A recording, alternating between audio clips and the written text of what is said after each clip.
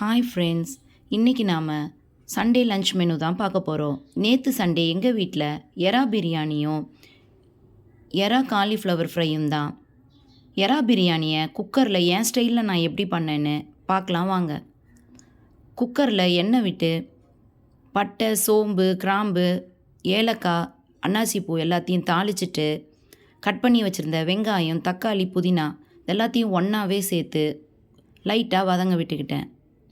அது கூடவே கரம் மசாலா, மஞ்சத்தூள், மிளகாத்தூளும் சேர்த்து வதக்குனேங்க. கூடவே தேவையான அளவுக்கு இஞ்சி, அரை லெமனும் பிழிஞ்சு நல்லா வதங்க விட்டேன். இதுக்கிடையில் எறாவை ஒரு அரை மணி நேரத்துக்கு முன்னாடி லெமன் சாறு போட்டு ஊற வச்சுருந்தேங்க. அதை ஒரு கடாயில் எண்ணெய் ஊற்றி அந்த எறாவை கொஞ்சம் உப்பு சேர்த்து அரை வேக்காடு வேக வச்சு எடுத்துக்கிட்டேன். வேக வச்ச எறாவை தண்ணி வடித்து வதங்கிக்கிட்டு இருந்த மசாலாவோடு சேர்த்து கிளறி கொஞ்ச நேரம் வதங்க விட்டேங்க. அதுக்கப்புறம் ஊற வச்சுருந்த அரிசியையும் தேவையான அளவுக்கு தண்ணி ஊற்றி குக்கரை மூடி போட்டு ஒரு விசில் விட்டு எடுத்தேன். அந்த விசில் வர்ற வேலைக்கு தயிர் பச்சடியும் ரெடி பண்ணி எடுத்துக்கிட்டேங்க. தயிரில் சின்ன சின்னதாக கட் பண்ணி வச்சுருந்த வெங்காயத்தையும் அது கூடவே சேர்த்து ஆனியன் ரைத்தாவும் ரெடி பண்ணிட்டேன். குக்கரில் ஒரு விசில் வந்ததும் குக்கரை ஓப்பன் பண்ணி பார்த்தா எறா பிரியாணி சூப்பராக உதிரி உதிரியாக நல்லா மசாலா இறங்கி நல்ல டேஸ்டியாக வந்திருந்ததுங்க.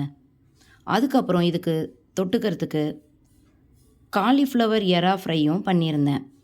இதை ஆல்ரெடி நான் ஷார்ட்ஸில் அப்லோட் பண்ணியிருக்கேங்க. தேவைப்படுறவங்க டிஸ்கிரிப்ஷனில் லிங்க் கொடுக்குறேன், போய் பாருங்கள். ஒரு கடாயில் எண்ணெய் விட்டு சோம்பு, சீரகம் தாளித்து கட் பண்ண வெங்காயத்தையும் கருவேப்பிலையும் போட்டு நல்லா வதக்கிடணும்.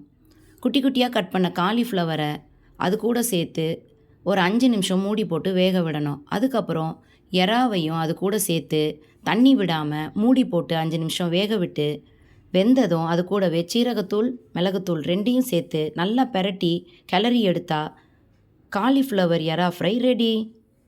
சண்டே இவ்வளோதாங்க லன்ச் மெனு.